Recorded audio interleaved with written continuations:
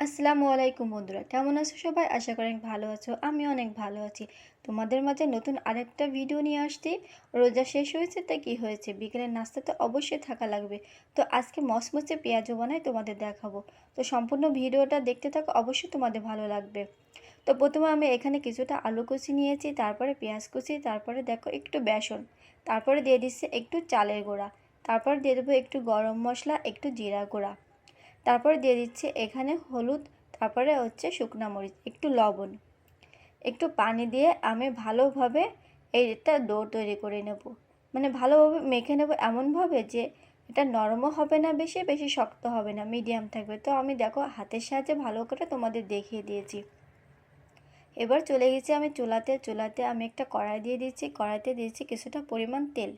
তারপর তেলটা যখন হালকা গরম হবে, তখন আমি হাতের সাহায্যে একটু চ্যাপটা চ্যাপটা করে আমি এখানে পেঁয়াজের ডোগুলো সব দিয়ে দেবো।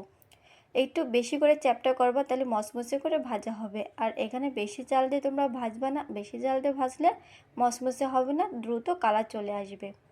তো দেখো আমি হালকা আঁচে ভেজে নিচ্ছি, প্রায় আমার অনেকটা কালার চলে আসছে। এভাবে আমি কিছুক্ষণ ভেজে নেব। তো দেখো ভাজা প্রায় শেষের দিকে, আমার দেখো কালার অনেকটা গাঢ় চলে আসছে। তো আমার এই ভিডিওটা